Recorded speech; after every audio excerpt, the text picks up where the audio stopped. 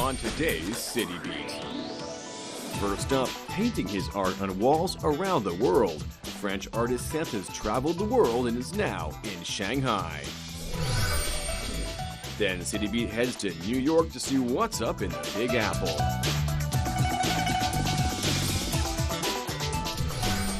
Then we'll discover a few unusual pets that call Shanghai home. 很温柔，也很可爱，希望大家喜欢我。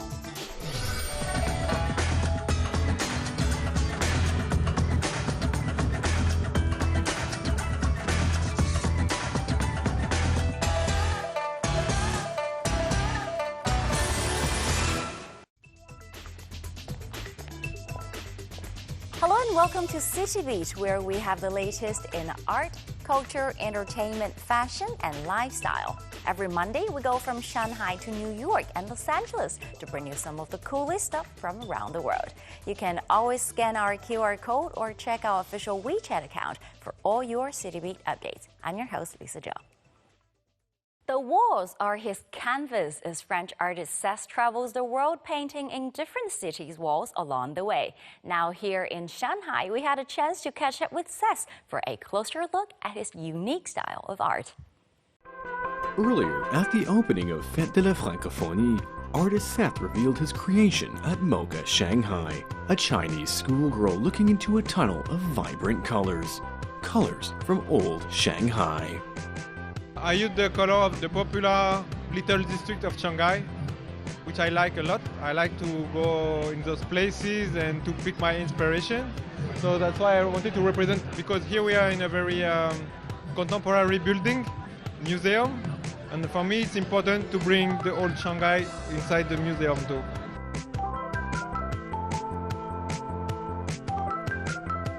However, Seth did struggle quite a bit during the process. I was struggling about to know if the color comes from the face of the woman or if she was going in a dark place. That's what I do that or I don't do that. So it was a big problem. Finally, I decided to go to this kind of tunnel that I don't do normally. Because for me, this little street you can go in Shanghai, it's like little tunnel. And you can visit like little labyrinths and find what you want. You don't expect stuff, but they come to you.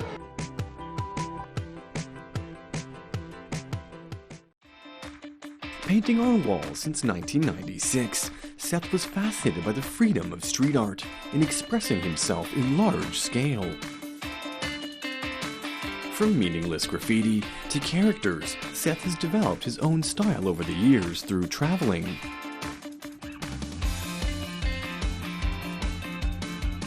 I traveled a lot. I did a big trip in 2003 all over the world, and I began to change a little bit my way of thinking on why I was doing that. 2008, I lived 1 year in Brazil, so it helps me to change a lot too, because it's more easy to paint in the street in Brazil. I was able to speak to everybody. Graffiti, you speak only to the other graffiti writers. But in what I'm doing now, I try to speak to everybody. I paint a lot of children most of the time. You don't see the face. They are hiding or they're going in another world. So the people, they can imagine them. They can imagine what they're looking, they can imagine their face, they can put a little bit of themselves in what I'm doing. When you put a little bit of mystery, it's like a door and you have to open the door.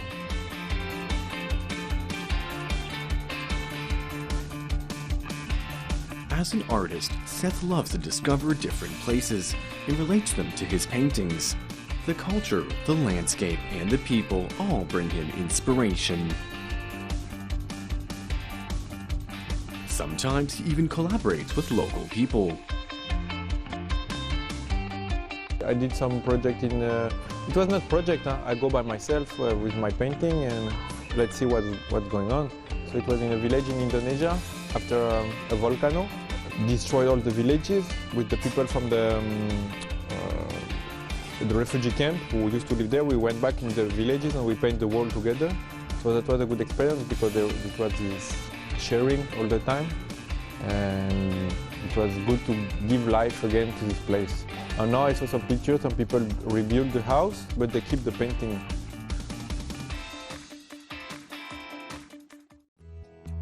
Seth is no stranger to Shanghai.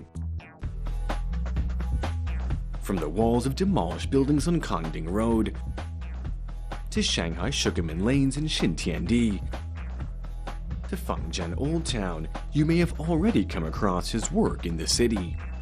While his work does carry a very distinct Seth style, they're all still varied in many ways. Most of the time I use the local culture to do them. So when there is a traditional stuff but still alive, I try to use it. If it's not alive, I will not. I don't like to do like some cliche or stuff like that, because for me it's important to speak to the people who live in the country where I paint. And now I come a lot in China. I like it very much because it's a country I always dreamed to come when I was young.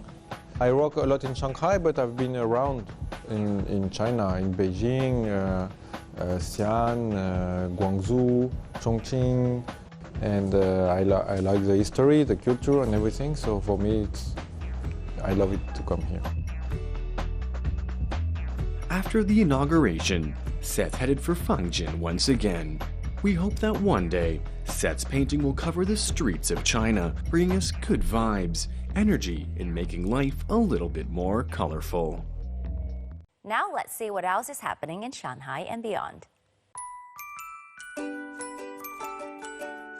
It's hard to compare handmade anything, and especially when up against factory mass production, the unique charm of something handcrafted can have a lasting effect. There's a certain uniqueness to it, with each piece being distinct, containing its own character and soul.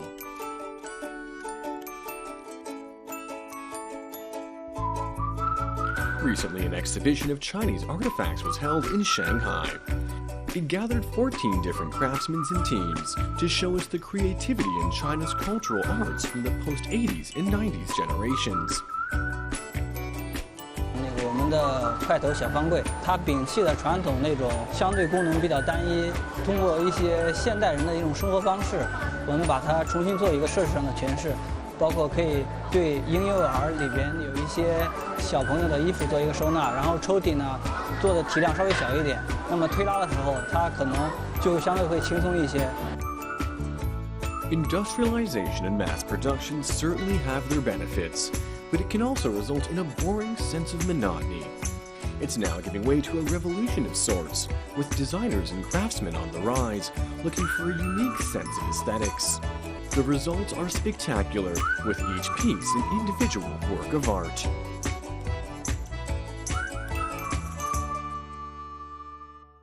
Now it's time for a quick break, but when we return, we'll join City Beat in New York City. Coming up next, City Beat heads to New York to see what's up in the Big Apple. Then it's off to California for more City Beat fun stateside.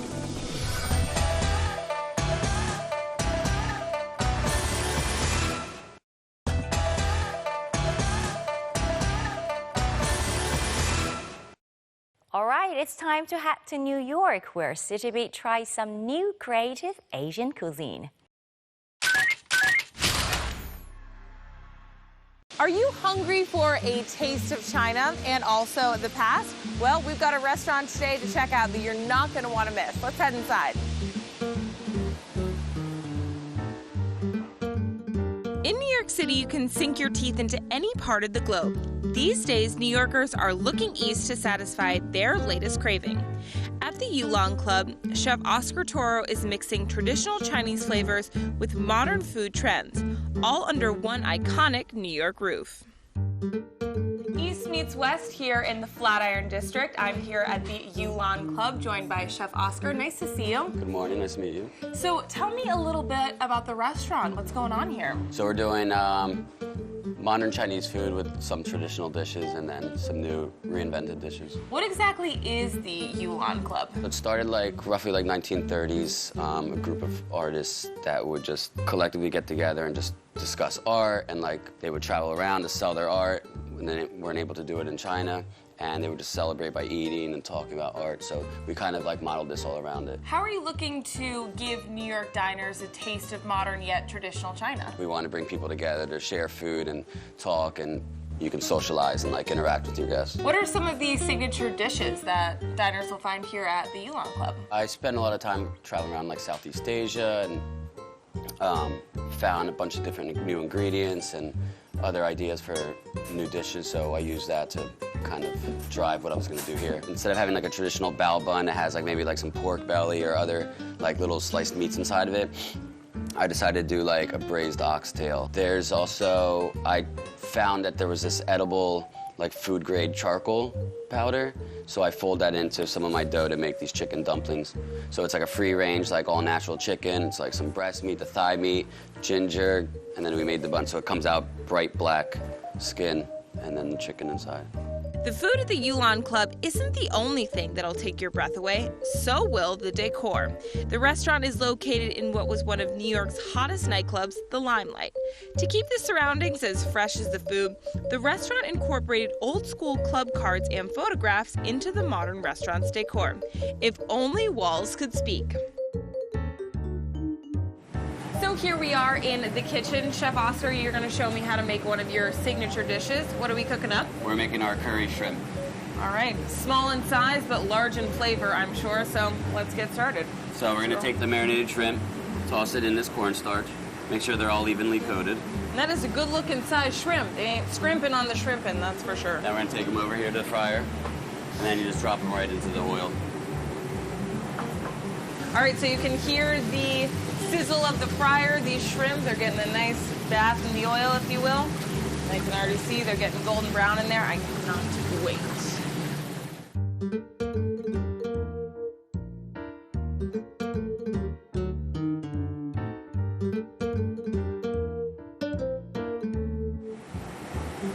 There we go. And then we're going to garnish it with scallions and fresh ginger. Some chilies, a little bit of cilantro, and then the fermented black beans. So talk about, you know, modern meets traditional, because that is such a necessary ingredient in Chinese cooking, but you're transforming it into something totally different. Yeah, that's the foundation for like a lot of sauces, a lot of soups. It's like the base of most of the dishes. So I took it and removed a lot of the other added stuff to it and made it just in a simple form.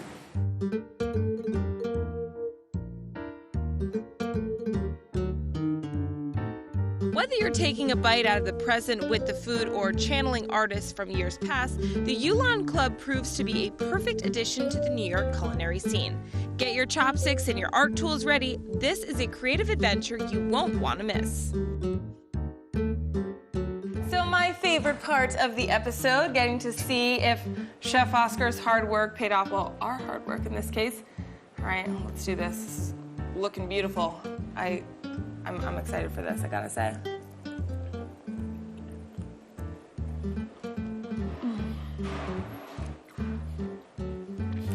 All I gotta say is, that is absolutely delicious. It's got a perfect crunch on it, and the curry sauce, not overpowering at all, very light, and I'm loving the greens on the top. It gives that nice, refreshing touch. Really solid. Good stuff. Well, thank you so much for showing me around here at the Yulon Club and giving me a taste of China right here in New York. You're welcome. Reporting from New York, I'm Christy Clemens.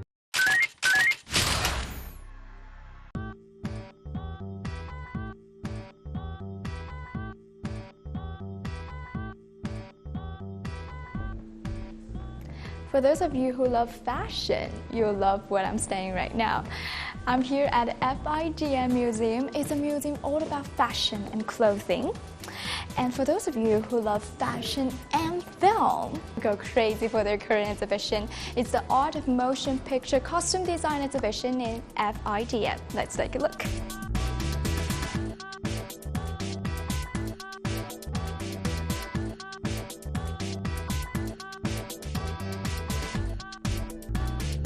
Next to me is the costume designer of the movie The Revenant, Jacqueline West. How are you doing today? Very good. So nice Thank meeting you. I love this film. Love the costumes. So what were the inspirations for the costumes? Originally, having watched a lot of Alejandro Iñárritu's films, I kind of suspected he would go for a certain kind of mood in the costumes. So the very first two images that I showed him was one of a Russian icon of a monk. And the second one was an image I found at the Museum of the Fur Trade in Chadron, Nebraska. And it was a Bodmer painting of an Arikara hunter. And he looked very monk-like.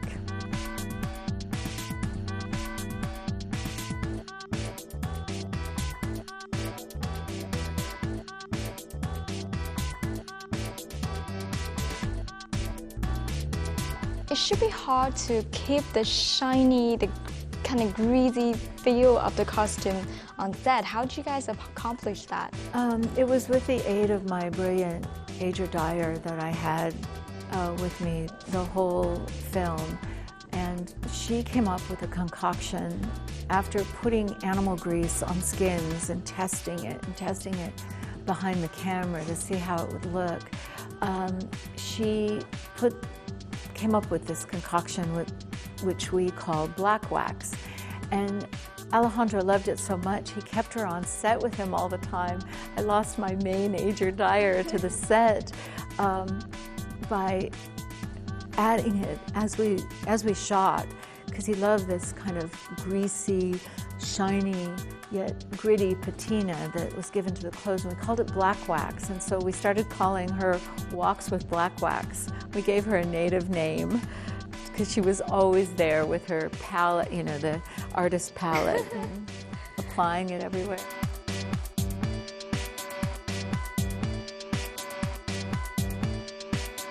The costume designer used fashion designers of the time as inspiration. So for example, for Eddie Redmayne, for Lily Elby, it was Lanvin.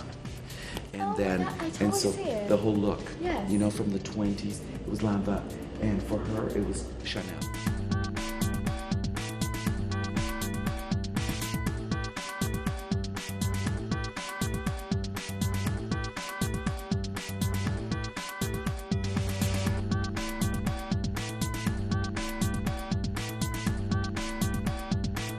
Here's the boots from the 1870s, and here is the modern version of it, inspired by this one, by the original. They look very similar, very authentic. Yeah.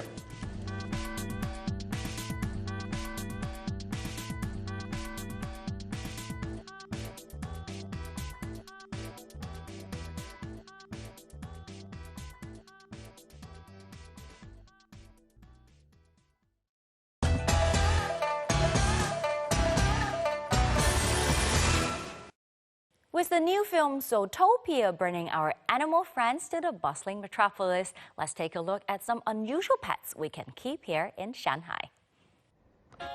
With the hit film Zootopia in theaters, people are going nuts for animals. And much like the film, we've got a few unique animal friends living here in our own metropolis of Shanghai. While all these animals are pets, they're certainly unusual. We talked to the owners and their pets to find out a little more.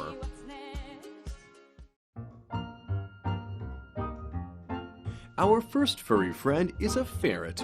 Miley Sue is named after the popular candy and is just as sweet as chocolate. Hello， 大家好，我叫麦丽素，然后我的指甲尖尖，牙齿尖尖，但是我的性格很温柔，也很可爱，希望大家喜欢我。麦丽素，它呢是安格鲁，就安格鲁镇的宠物标的一个名字嘛。那正好是因为我们家小区对面新开了一个宠物店，然后就正好看到它，就跟我互动也特别好。女孩子嘛，对吧？就是看到这种小动物，就是感觉像心要化掉一样的，然后就没有办法，就要把它买下来。它的话就是好吃懒做。然后平时的话，就是反正就是整天就是一天24小时的话，基本上18个小时都是在睡觉的。然后你只要一把它放出来，它就拼命要咬你袜子。然后它就是还是那种好奇心特别重的小动物，家里面放这种报纸啊、塑料泡沫啊，它跟狗狗一样的，特别喜欢咬，就很好动，特别好动。而且我特别喜欢，就是冬天的时候带它出去嘛，它就会站在你肩膀上面，然后感觉带它出去也特别拉风，完全是一个纯天然的围脖，移动式围脖。然后我们这只，而且是个熊猫色，因为其实它分很多种嘛，也有那种全白的，对吧？还有那种标准色，其实它颜色种类还蛮多的。就是为什么一眼看中它，就是这个颜色，我觉得黑白配很像中国的熊猫嘛，就特别好看，特别入我的眼，至少。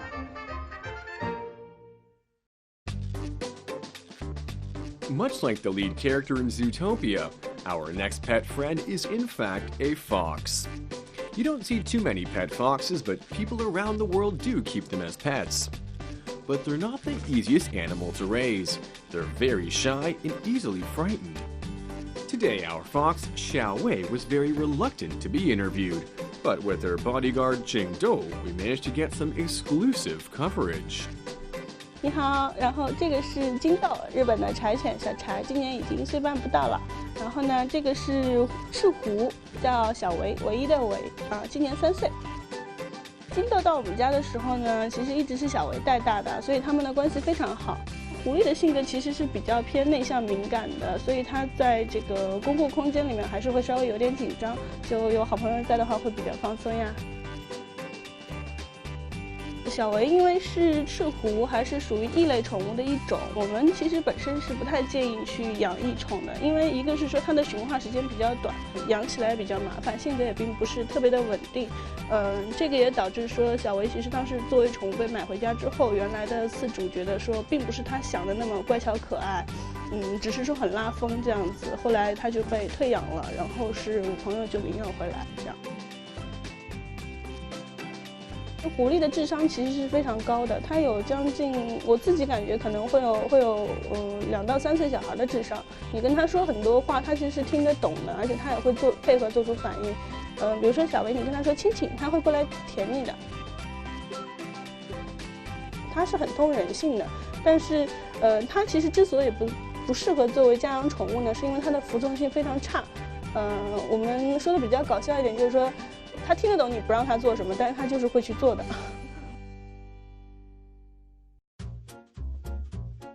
Our next pets came in a pair.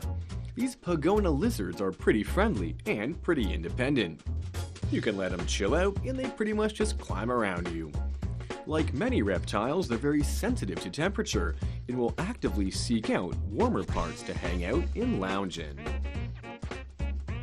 这个呢是叫宗师蜥，它是生活在沙漠里面的一种蜥蜴，还算比较好养，它只需要温度，不需要湿度。那么也是从一开始的时候完全不懂这个东西怎么养嘛，一开始的时候也有点害怕，长得比较恐怖，身上全是刺，一根根还挺硬的，其实特别温柔，就随便在哪里玩都没有问题，随便陌生人去摸摸它，它都不会有任何的意见。我现在的话呢，已经养得特别喜欢了，然后也算是家里面的一份子了吧。他们俩是一对，一公一母，然后这只是母的，现在已经怀孕了，肚子已经挺大了，怀孕了。它的怀孕周期呢，一般是4到6个星期，所以说可能下个月就会生蛋了。平时他们的饮食呢还算比较好伺候，比较杂食，什么都吃。那有时候呢，我还会给他们吃大餐，比如说是多肉植物这种的，因为他们在沙漠里面呢，本身就是周围环境都有很多的这种多肉啊、仙人掌之类的。还有一点呢，就是给大家一个小技巧，就是如果大家也去养这种蜥蜴的话呢，希望让它们的颜色变得好看、变得鲜艳的话呢，尽量给它们吃带颜色的植物，比如说是南瓜、紫甘蓝啊、红色的火龙果啊这种。那么它的那个食物里面的色素会进入它们的皮肤，所以它们就会长得比较漂亮、比较鲜艳。Far from your average cats and dogs, these Chilean rose triantulas are actually pretty friendly. Obviously, if you're scared of spiders, you probably don't want a couple of these guys hanging around. 它叫毛巾，它是智利的火玫瑰这个品种的，然后是在去年的鹦鹉螺市集上不小心逛到，然后觉得有点可爱，想说可以拿去吓吓朋友，然后朋友吓完之后自己就蛮喜欢，就买下来了。跟大家平常在电视、电影当中看到的不太一样，那种叫什么黑寡妇啊什么的蜘蛛呢，它们是比较有剧烈毒性的。但是这只我们家毛巾是很可爱的，它虽然有一点点毒性，而且它是很温顺，它不会主动去攻击人类，只要你不要刺激它，它就不会来攻击你。